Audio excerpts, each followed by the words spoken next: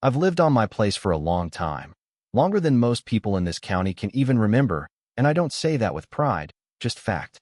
My name's Evan Carter, and my land sits at the end of a dirt road outside a quiet stretch of Pine Ridge, 8 acres of woods, old oaks, and a small cabin I built back in '98 when I didn't have much money, but I had time, patience, and a stubborn kind of peace I didn't want interrupted. I put my septic system in exactly where the county approved it, paid for the surveys, followed every line on that paper like it was law carved into stone, and for 25 years it just worked. No drama, no leaks, no problems, just something buried under the ground doing its job while I did mine above it. Life was simple in a way you don't realize you'll miss until it starts changing. Then about 3 years ago, the Holloway group came in, and everything around me started to feel like it was being erased and redrawn by someone who didn't care what was already there. They called it Cedar Hollow Estates, a luxury development carved straight out of the forest behind my property, big 5-bedroom houses with 3-car garages, all lined up like they were stamped out of the same machine, just different shades of beige, so someone could pretend there was variety. At first I didn't think much of it. Construction is construction, noise is noise, and I figured as long as they stayed on their side of the woods, I'd stay on mine. But something about the way the trees came down didn't sit right with me, like the land itself was being rushed. That's when the Mercer couple showed up. Daniel and Rebecca Mercer, lawyers from the city, the kind of people who talk like every sentence is already prepared for court. They bought the biggest lot in the development, of course they did, and they weren't just building a house, they were building a statement. I remember the first time I saw them, standing at the edge of their cleared lot, Daniel pointing toward my tree line like he could already see it gone, and Rebecca smiling like she was imagining a world where nothing behind their glass windows could disagree with them. They wanted a custom sunroom, all glass, facing directly west, which just so happened to be the direction of my entire backyard, my trees, my cabin, my silence. I didn't care about their view, I really didn't, until I saw the survey stakes. Bright orange flags marking the property line, the same ones I'd walked with my surveyor years ago, except now they were ignored, pushed aside, some even missing, and the foundation crew was digging like those lines were just suggestions. I walked over one morning with my rolled-up survey map in hand, the paper already worn from how many times I'd checked it over the years, and I told the foreman, a young guy who looked like he'd rather be anywhere else, that they were crossing onto my land. He called his supervisor right away, a man named Derek who showed up like he owned the air he was breathing, spotless boots, new hard hat, clipboard tucked under his arm like authority itself.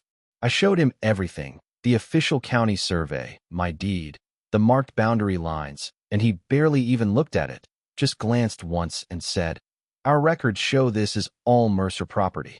I laughed a little because I thought he was joking, but he wasn't. He told me not to slow down their schedule over confusion, and walked right back to the site like that settled it. So I went to the Mercers directly.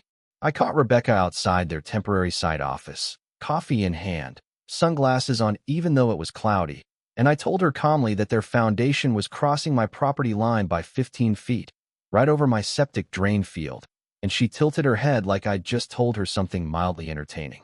"Our developer survey is official," she said, like that word alone ended the conversation.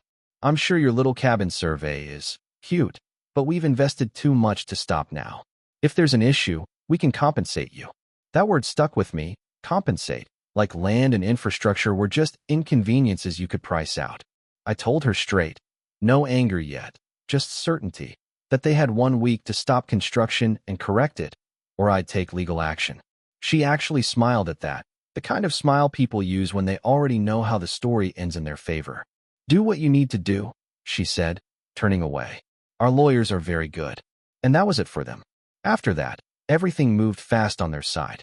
Concrete poured, steel went up, framing shot into place like time-lapse footage, and before I could even get a proper hearing scheduled, the sunroom was installed. This massive glass structure hanging off the back of their mansion like it belonged in a magazine, except it was sitting directly over my drain field.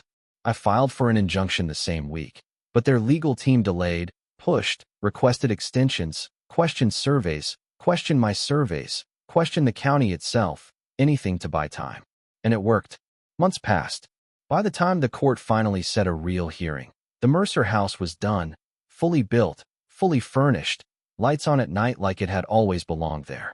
I remember standing on my porch one evening watching them move in, boxes coming through the front door, laughter echoing faintly through the trees, and I had this strange quiet feeling, not anger yet, just the sense that something had already gone too far to reverse cleanly.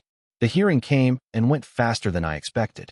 I brought everything I had, every survey, every document, every record going back decades. Their team brought confidence. That was their main evidence, confidence wrapped in expensive suits. The judge didn't need long.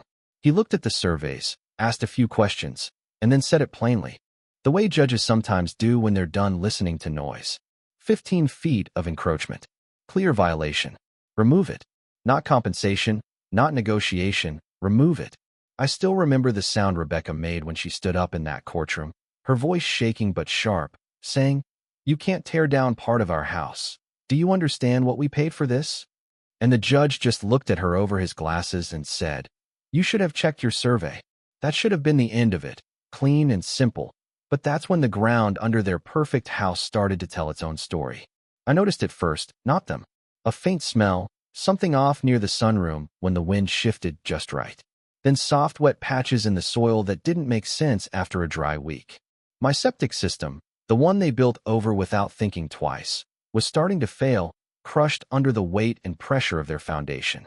I called in an inspection, not even thinking about strategy at that point, just reacting like anyone would when something buried under their home starts backing up into places it shouldn't.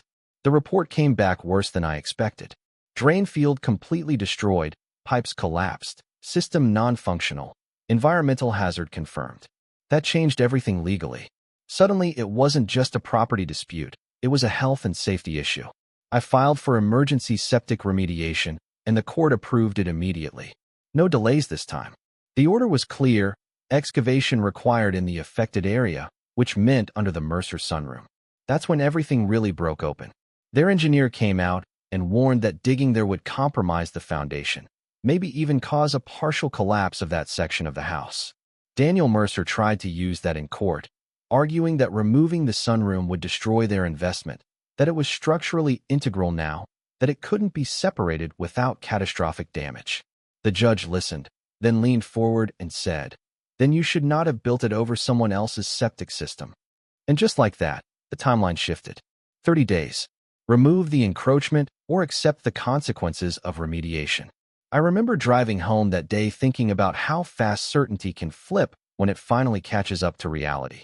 But even then, I didn't expect how far it would go, or how personal it would become when the machines finally showed up at the edge of my property and the sound of excavation started cutting through the woods like something old being pulled apart. And that's where everything was about to change in a way nobody in Cedar Hollow Estates was ready for. Started the day the demolition crew arrived, and I remember thinking how strange it is that something so expensive can sound so much like destruction the moment machines touch it, like all that money just turns into noise and dust once reality gets involved. The Mercers had already been living in that house for months, pretending like nothing was going to change, but that morning the calm around Cedar Hollow Estates felt different, like the neighborhood itself was holding its breath. Yellow excavators lined up at the edge of my property, surveyors walking back and forth rechecking lines that had already been argued over in court, and behind them that perfect glass sunroom sat there catching the morning light like it still believed it was untouchable.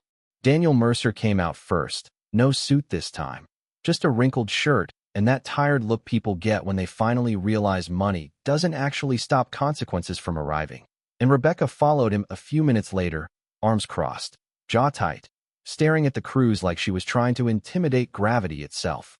They tried one last meeting before work started, standing right at the property line where my grass met their manicured lawn, and Daniel spoke first, voice controlled but strained, saying this didn't have to go forward, that we could still reach an arrangement, like reality was a negotiation table that hadn't been fully set yet. I told him there was nothing left to arrange. The court had already decided, and all that was left was execution. Rebecca laughed under her breath, shaking her head, saying quietly, almost bitterly, "You really think they're going to tear apart $1 million home because of some buried pipes?" I didn't answer right away because the truth was already standing behind her in the form of a court order and a line of machines that didn't care about her disbelief. When the crew started marking the excavation zone under the sunroom, that's when the engineer hired by the Mercers stepped in again, insisting that any digging beneath that section would destabilize the entire rear structure, that the foundation had been designed as a single integrated pour, and removing the sunroom would compromise load distribution beyond repair. It sounded technical, almost convincing, the kind of language people use when they're trying to make a bad decision sound like physics, but the judge's instructions had already been written in plain English. Remove the encroachment, then repair the damage. No exceptions. Still, I'll admit, watching it about to happen made something in my chest tighten, not sympathy exactly, but awareness that once this starts, nobody gets to stay clean in it. The first cut into the structure was slow, almost careful, like the crew understood they weren't just dismantling wood and glass, but a symbol of someone's pride. Glass panels came off one by one, each one lifted and set aside like it was still valuable, even though everyone knew where it was going. Rebecca stood there watching, silent now, no sarcasm left, just this fixed stare like she was trying to memorize the moment so she could convince herself later it didn't really happen. Daniel kept pacing, phone in hand, calling someone every few minutes. Probably lawyers, probably anyone who would still answer him without telling him the truth. At one point he walked over to me again, closer this time, and said, "You realize this doesn't just hurt us, right? This affects the whole development, the buyers, the investors, everything." I looked at him and said, "It affected my septic system first." That was the end of that conversation. By midday, the sunroom was half gone, and the sound of machinery started changing tone, from controlled removal to structural stress. That's when the engineer's prediction started to show itself in real time, small shifts in the framing, slight creaks that made the crew pause and double-check supports, and for the first time I saw hesitation on their side, real hesitation, not legal delay or negotiation tactics, just uncertainty about whether the building was going to hold itself together once the weight of that glass extension was removed. The excavation crew under my direction had already begun carefully exposing the drain field area, and what they found confirmed everything the inspection report had warned about: collapsed pipes, crushed gravel bed, contamination spreading through soil that had been stable for decades before someone decided it didn't matter. The environmental inspector on site called it in immediately, and once that word gets used, everything else becomes secondary. Hazard. That was the word that shifted the entire case from property dispute to mandated remediation. The Mercers tried one more legal push that afternoon, emergency motion to halt excavation, claiming irreversible structural damage risk, but the judge responded faster than anyone expected. I was actually still on site when the order came through, phone call from my attorney, and I remember just standing there listening as he read it out loud. Motion denied. Proceed with remediation. Structural risk does not supersede environmental hazard. And then came the sentence that changed everything for them. If necessary, complete removal of attached structure is authorized. Rebecca finally snapped after that. She walked right up to the barrier, shouting that this was theft, that they were being targeted, that no one could just erase a home like this. And for a moment, I actually saw the person underneath all the arrogance, someone who had never once been told no in a way that mattered. Daniel pulled her back, but even he looked different now, less confident, more like someone trying to hold together a situation that had already slipped past control. The demolition resumed in the afternoon, faster this time, less ceremony, more necessity. By the time the sun started dropping behind the tree line, the sunroom was gone, completely removed, leaving behind a raw opening at the back of the house that looked almost surgical, like the building itself had been opened and something essential taken out. And that's when the septic remediation truly began. Heavy excavation equipment moving into the zone beneath what used to be their luxury extension, soil being pulled out layer by layer, revealing exactly how far the damage had spread. The smell came first, then the confirmation from the inspector: total system failure, irreversible collapse of the drain field caused by structural load. I stood there that evening watching the last light fade over Cedar Hollow Estates, listening to machines working where silence used to live, and I remember thinking how quickly a dream can turn into a liability when it's built on top of something you never bothered to understand. But even then, the story wasn't finished yet, because the cost hadn't fully settled, and the final ruling from the court was still coming. along with a number that neither of them had prepared for. Cedar Hollow Estates didn't feel like a new luxury development anymore. It felt like a place where everyone was quietly recalculating what ownership actually meant, because what had started as a showcase property at the back of the neighborhood had turned into something no one wanted to talk about at barbecues or open houses. The Mercer house, or what was left of it after the sunroom removal, stood there with a raw, open edge facing my woods like a wound that hadn't been closed yet, and every passing day made it clearer that the damage went deeper than anyone wanted to admit. The septic remediation on my side moved fast once the court order locked everything in place, and I stayed on site most of the time, not because I enjoyed it, but because after 25 years of that system quietly doing its job, I wanted to see what it looked like when someone finally had to fix what they broke without being able to pretend it was someone else's problem. The excavation revealed everything: collapsed piping, compacted soil, contamination spread exactly where the engineer had said it would be, and every report that came in just reinforced the same conclusion. The system wasn't just damaged, it had been erased under structural weight it was never designed to carry. Daniel Mercer tried one last time to appeal the financial responsibility, arguing through his attorney that the damage was mutual consequence of overlapping developments, but the wording didn't survive contact with the judge. I remember reading the updated order through my lawyer and just sitting on my porch for a long time afterward, not feeling victorious exactly, more like I was watching a system do what it was supposed to do, just slower than people expect in real life. The final ruling was simple in the end, almost disappointingly simple after everything it took to get there. Full removal of the encroaching structure, restoration costs assigned entirely to the Mercers, and full liability for septic system destruction and emergency environmental remediation. No shared fault, no reduction, no settlement language that softened the impact. Just numbers on paper that suddenly made their dream home look like the worst investment of their lives. The total came out to around $350,000 once demolition, repairs, legal fees, and environmental penalties were calculated, and I remember hearing that figure and thinking how strange it is that money always feels abstract until it's tied directly to something physical being taken apart in front of you. The actual demolition of what remained of the sunroom was quick after the final order, almost silent compared to the first phase, like everyone involved just wanted it finished and off their record. Glass panels that once sold the idea of luxury were carried away in pieces, framing cut down into sections that no longer mattered aesthetically, just structurally irrelevant, and Daniel and Rebecca stood at the edge of their driveway during most of it, without speaking much, the kind of silence that doesn't come from peace, but from exhaustion after losing every argument you had prepared. At one point, Rebecca turned to me as I was walking back toward my property line and said, not angrily this time, just tired, "Was it worth it? All of this?" I didn't answer immediately, because the honest answer wasn't simple. It wasn't about worth, not really. It was about lines on a map that meant something long before either of us showed up, and when I finally spoke, I just said, I didn't move anything. I didn't build over anything. I just asked for it to be put back the way it was. She didn't respond to that, just looked away like she didn't want to keep holding the moment. After the demolition was complete, the excavation crews finished restoring my septic system entirely: new drain field, new piping, full compliance inspection, the kind of repair that shouldn't have been necessary in the first place, but now had to be perfect because someone else had made it complicated.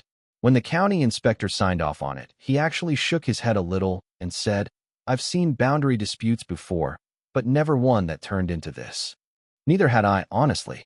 In the final days, the neighborhood shifted around it. Buyers started asking questions about surveys more carefully, developers suddenly double-checking lines that used to be rushed through, and the Holloway Group quietly pulling back permits for adjacent plots until everything was reviewed.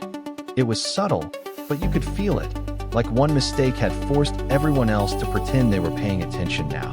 The Mercers eventually stopped showing up at the site altogether, and I heard through a neighbor that they were dealing with insurance disputes and investor fallout. But that part felt far away from me, almost like background noise after a storm. One evening, a few weeks after everything was finished, I stood near the back edge of my property where the trees meet their development and looked out at what had been rebuilt, the ground restored, the machinery gone, the quiet returning in a way that felt almost cautious. Like even silence was checking if it was safe again. I didn't feel like I had won anything. Not in the way people think about winning. There was no celebration, no moment of satisfaction that lasted more than a few seconds. Just the strange reality that the land had finally been corrected and everything else had to adjust around that fact. And maybe that's what stayed with me the most. Not the money, not the demolition, not even the court order, but how easily people can build entire futures on assumptions they never verify, and how quickly those futures collapse when the ground underneath refuses to cooperate. If there's one thing I learned through all of it, it's that property lines aren't just lines on paper, they're agreements between people who might not even meet until something goes wrong. And when that moment comes, it doesn't really matter how expensive your house is or how confident your lawyer sounds, because the land remembers what was there first. And now I want to ask you this, because I still think about it sometimes. Who do you think was actually responsible here? The people who built where they shouldn't have, or the system that let it happen until it was already too late? I'd honestly like to hear how you see it, because from where I stood, it never felt as simple as just one side being wrong. It felt like a chain of decisions that only made sense once it was already breaking.